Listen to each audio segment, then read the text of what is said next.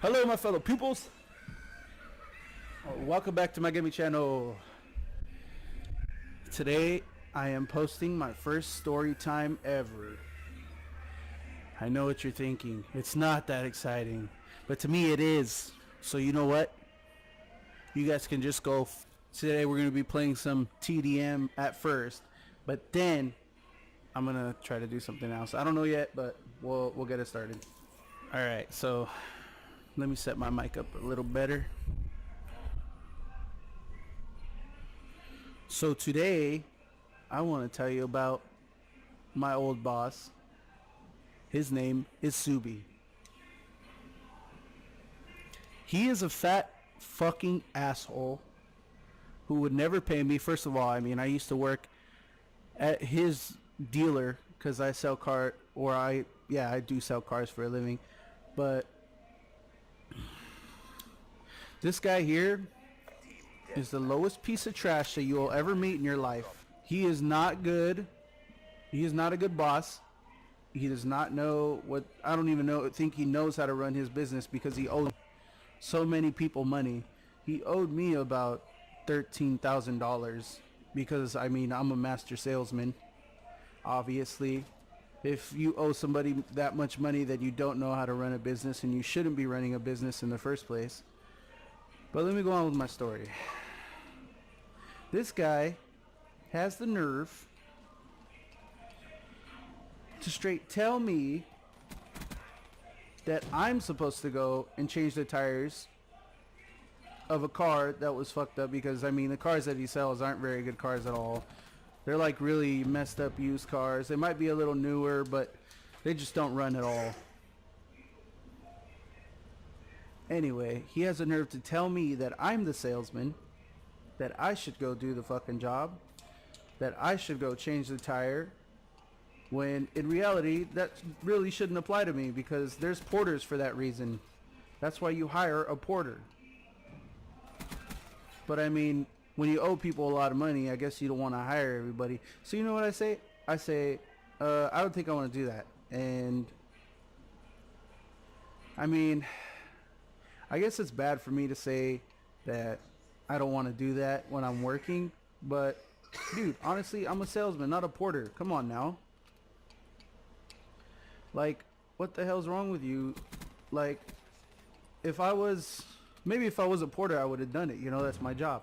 But I'm a car salesman. All I do is sell the car for you. And the way this thing works is like, if I sell a car, okay, cash deals, if I flat out sell a car for, let's say, $6,000 right off the bat, cash out the door, I get paid at the end of the week on that Friday.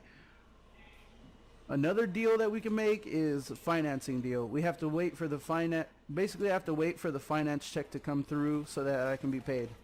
So that can take up to 3 weeks, 4 weeks, maybe even a month and a half. It can take long, depending on who's financing your deals. And that's just something I don't like when it comes to smaller dealers, because they're not very professional when it comes down to it. They're not very professional. They don't stay on their deals, and they just come in really slow. So I just don't like that about it. Sorry if I stop talking, I'm really into this right now. But anyway, that's what I don't like. I don't like that I have to wait. And obviously at a bigger dealer, I'd be bringing in more revenue, because like I said, I was the top salesman at this guy's business, and it was something that I felt I was good at, and I feel like I am still good at it. And that's one reason why I quit, is because I know what I'm worth. And if any of you out there are like, oh, he's ignorant, he quit his job before he found another, and I know people are like that, but I mean, honestly, when it comes down to it, I really don't care. Like, I want to be paid on time, and I was waiting like 2 or 3 months for a $300 check. A $300 check, if you didn't hear me. A $300 motherfucking dollar check in 3 months. See, so you get why I was a little upset at this man and why I think he's the fucking filthiest trash of this scum of the earth. It's just, I mean, it's just, if you run a business, then why are you going to do your employee like that? Especially the one that's bringing in all your money. Does that make sense? Comment down below. Does it make sense for you to treat an employee who's the only employee who's bringing in major revenue for you? I just don't understand it. Like, I should have been the first one paid. I was actually getting paid after the detailer. The detailer was being paid before me. And I mean, I just don't think it's right. The way it worked was the mechanic and the detailer, they both were paid first. You had to pay them. He had to pay them. He had to put money aside and save money just to pay them only. And I mean, I don't know why I kept selling cars for this guy, because I must have sold like 70 or 80 cars. I mean, and I wasn't even there for that long. I was selling like in a major volume. I was selling a major volume of cars. And it wasn't just one car. It was many cars, like Honda, Toyota, Nissan, Jaguar, or Jaguar, however you want to say it. Did I say Mercedes? Anyway, Mercedes, freaking Ford. I probably sold it. Volkswagen. I have sold a lot of vehicles. And I just want to say that the main moral of the story is, if you're gonna have a business, then don't promise a lot of money to people when you can't pay for it. Like, we've even had some of the secretaries not being able to be paid for another 2 weeks. People got to pay bills, you know, like we all have stuff to pay. And if you bring your old sob story like, oh, I can't pay you, well, you shouldn't have been fucking hiring people in the first place, dude. Like, what's wrong with you? Like, quit your job, file for bankruptcy, and just, like, I don't know. To me, it's just something that I would never do, is owe people a lot of money. And this guy's whole family owns dealers. It's not just him. It's his, like, younger brothers, his 3 younger brothers, his nephew, his niece owns a dealer, and they, like, all run this way. And they just, I mean, I feel bad for selling bad vehicles to people, because I'm not gonna lie. But it's like, I was trying to make a living too. We're all trying to make a living, and I really feel bad, you know, for selling. Most of the vehicles I sold, I knew that were good on the lot, but most of them were bad. I'm not gonna go and say that all the vehicles were good, because they really weren't. They were all shitty. And that's just something that used car dealers don't really tell you, but it's to be expected. You know, they're used cars, and I know a lot of people say that, but they are used cars. If you're gonna have a business, do it right and do it legal. And I'm not gonna go and say the business, because I mean, I'm calling them out obviously, but this business here is like super illegal. They do a lot of illegal things, and it's not right. Especially to people who are honest, hardworking people that live their lives to get a car and pay for that car because they really need it and really need to get to work, and they really need to transport their kids to places. And it's not right. This guy is just, he thinks everybody owes him something. He says, this guy, he just thinks everybody owes him something. And one time, right after I made a sale, I asked him for an advance. I mean, because it was a long time since I've been paid, and I asked only for $100. I got $300 a deal. I asked only for $100, and he said, if God wants you to be paid, he'll pay you. So I'm pretty sure this man just called himself a god or something equivalent to that, and that just got on my nerves, man. Like, I'm really cool, calm, and collected usually, but this guy is straight asking for a can of Captain Insane a whoop ass. Like, This guy, I passionately hate this man. I could never be this bad in my life. I don't understand how this man could be even in business because it's so bad. I'm sorry if I'm going off on this rant. It's just this man is somebody that I don't want to be at all. And I'm glad he's in my life, or he was a part of my life for a little while, because now I know not to be like that man.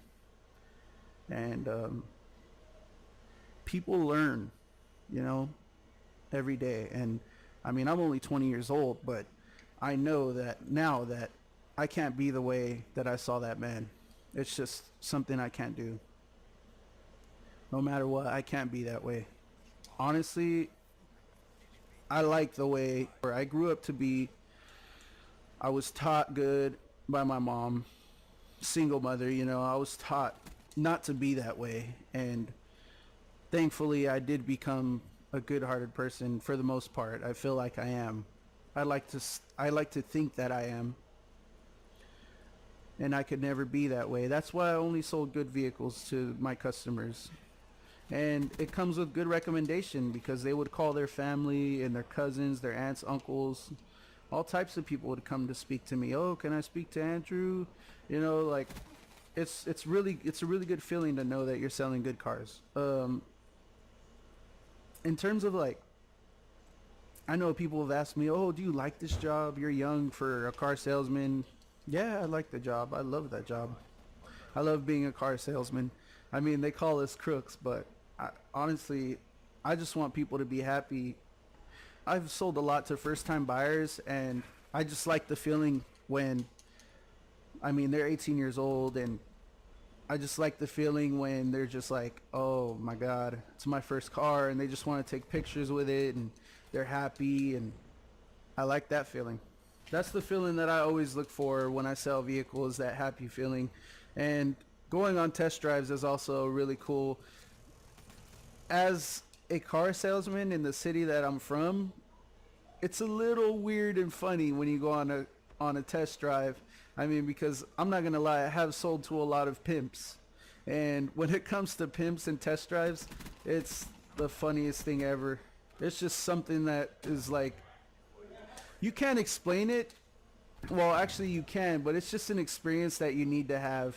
If any of you decide to go into sales, car sales, and you ever run into a pimp and you're selling him a vehicle, you'll know what I mean. But it's just hilarious. This is probably the most awkward / like learning experience that you'll ever have with a car and a pimp. I had a test drive, just for an example. I mean, I went on a test drive with a pimp, and I'm not gonna say his name because I mean, I'm not calling anyone out, but I went on a test drive with a pimp, and he was buying the car cash, and we basically drove to every location that each one of his so-called hoes were. So we stopped about 7 times, and we picked up about $6,000 or $7,000. And every woman that we stopped by and he talked to, he called his wife. And I just didn't understand it, because I mean, it doesn't really compute in my mind that someone could do that. I mean, I don't really like pimping. It just doesn't really make sense to me. But I mean, he called himself a family man, so if he liked to do that, then I guess that's his business. But he bought the car cash, so I was happy. I didn't get paid until 2 months after that, though, and I'm supposed to be paid by the end of the Friday. Yeah, but it was just a really fun experience, and pretty crazy as well, like something you just don't expect. Yep, well, anyway, that's my story. I hope you all enjoyed it. If you enjoyed this video, hit that like button. Also, if you'd like to become part of the Miyagi Dojo, subscribe, and more content will come your way. Thank you, and have a blessed night.